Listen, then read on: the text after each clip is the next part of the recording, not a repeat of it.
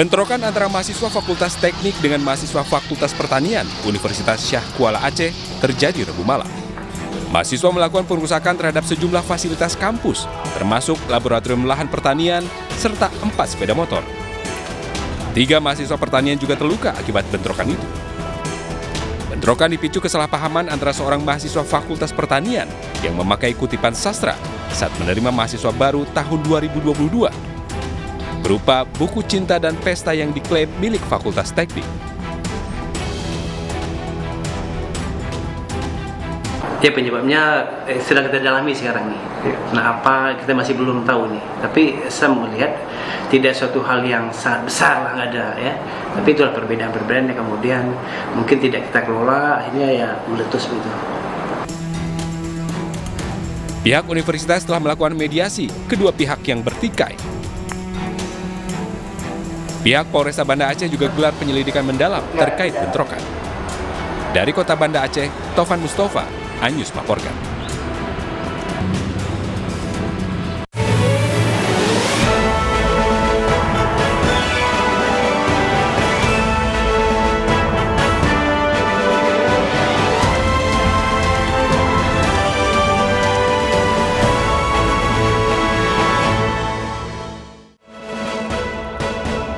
Polri berhasil menangkap bandar judi online Apin BK yang sempat kabur ke luar negeri.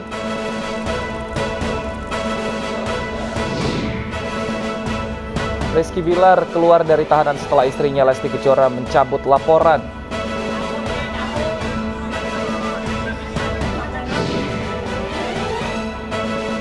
Festival bakso di Tangerang dengan 23 jenis bakso.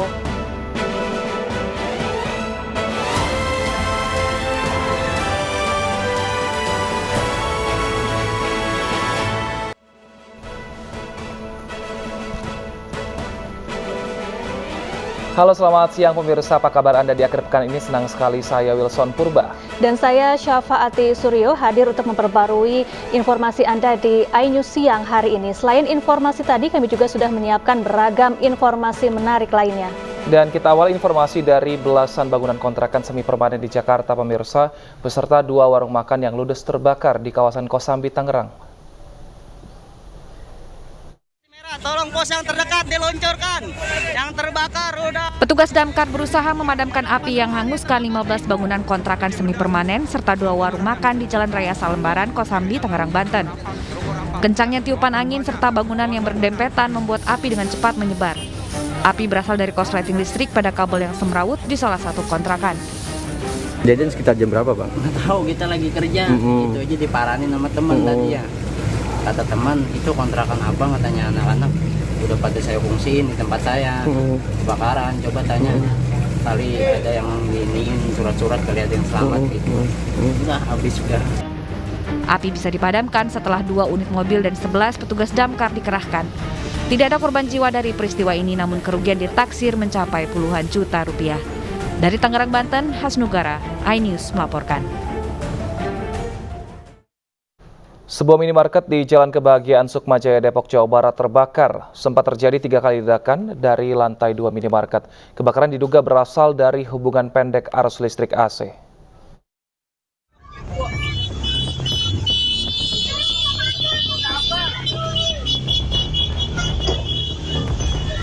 Sebuah minimarket di Jalan Kebahagiaan Sukmajaya, Depok, Jawa Barat terbakar.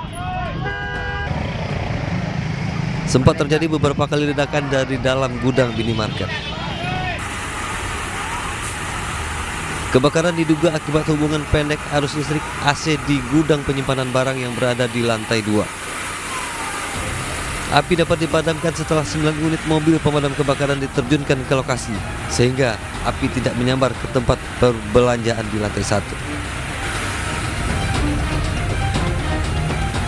Kemungkinan besar dari AC ya, AC terjadi korslet. Ada ledakan katanya sempat di lantai 2. Lalu membakar di atas ada gudang katanya. Gudang di barat. Nah, itu tampak dibakar oleh api. Berapa lantai sih Pak ini, Pak? Ini 3 lantai ya, 2,5 lah. Saat itu berarti lagi rame aktivitas jual beli, masih rame.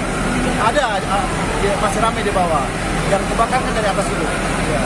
Pak, izin penegasan, berarti sumber api itu dari lantai 2? Lantai 2 yang AC. Lantai 2 dan dugaannya korsleting listrik AC? Korsleting AC, ya. Berapa? Apakah ada korban juga, Pak? Sampai dengan saat ini belum ada ya tadi.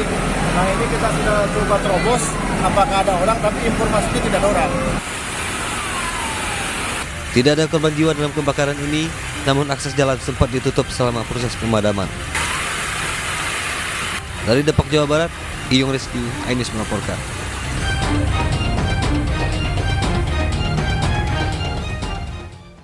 Pemirsa, seorang ASN di Lamongan, Jawa Timur tewas usai mobil yang dikendarainya menabrak musola.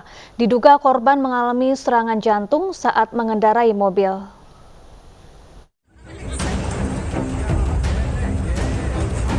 Sebuah minibus menabrak musola di Jalan Kiai Haji Ahmad Dahlan, Kabupaten Lamongan, Jawa Timur. Benturan keras menyebabkan pengendara minibus luka parah hingga tewas saat dirawat intensif di rumah sakit. Diduga sopir mengalami serangan jantung sehingga tidak bisa mengendalikan mobilnya. Menurut saksi, sebelum menabrak musola, bagian kiri mobil sempat menabrak tiang gapura gang. Pula mobil CRV berjalan dari arah timur menuju ke barat. Sesampainya di TKP, jalan menikung. Pada saat jalan menikung, yang bersangkutan tetap lurus ke barat sehingga masuk ke Gang Kauman dan akhirnya berhenti menabrak musola. Pengemudi mobil diketahui bernama Imran Rosidi, warga kecamatan dekat Kabupaten Lamongan, seorang ASN di pemerintahan daerah Kabupaten Lamongan. Dari Lamongan, Jawa Timur, Abdul Wahid, iNews melaporkan.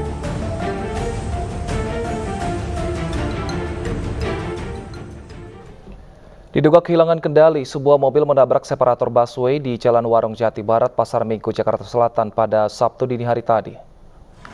Mobil bernomor polisi B1182ZKK mengalami kecelakaan tunggal menabrak separator busway hingga mobil rusak di bagian depan.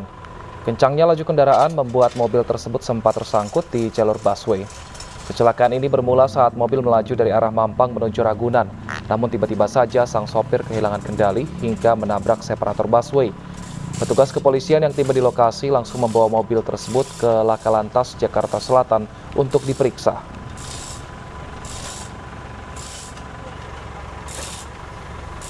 Seorang pria tanpa identitas ditemukan warga Pesanggerahan, Jakarta Selatan tewas di bantaran rel kereta dengan kondisi mengenaskan. Diduga pria tersebut tewas akibat tersambar KRL jurusan Tanah Abang Serpong.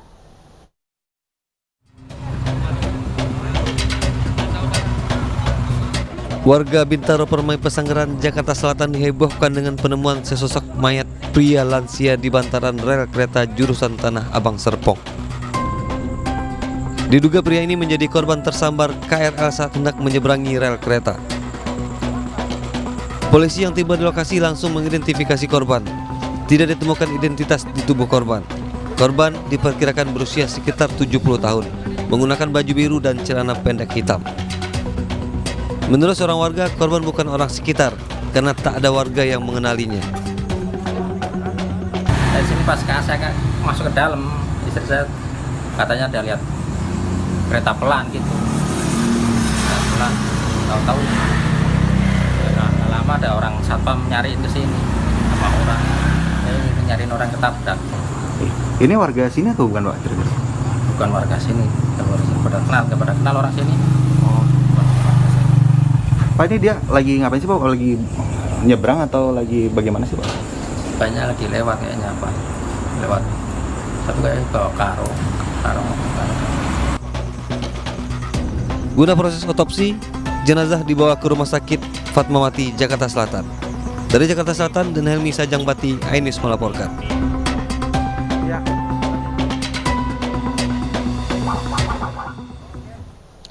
Pemirsa, seorang santri di Pondok Pesantren Situbondo, Jawa Timur dianiaya dengan senjata tajam oleh mantan petugas keamanan pondok. Diduga penganiayaan bermotif dendam terhadap korban.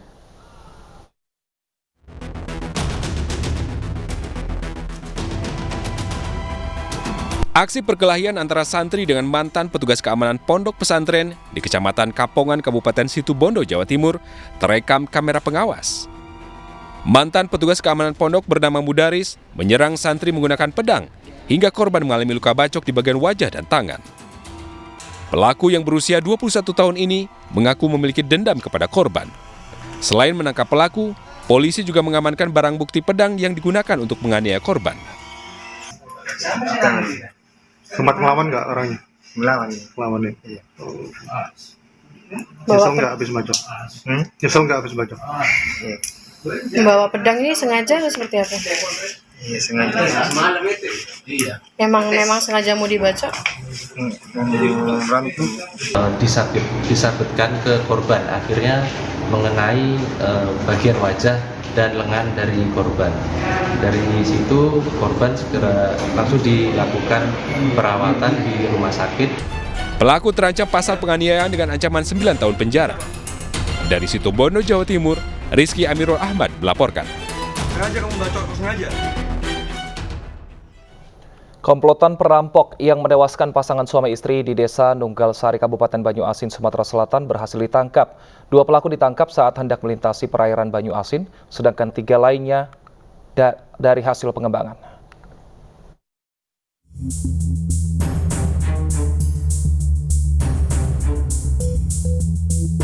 Tim gabungan Satreskrim Polres Banyuasin berhasil menangkap pelaku pembunuhan yang menewaskan pasangan suami istri di Desa Nunggal Sari, Kabupaten Banyuasin, Sumatera Selatan.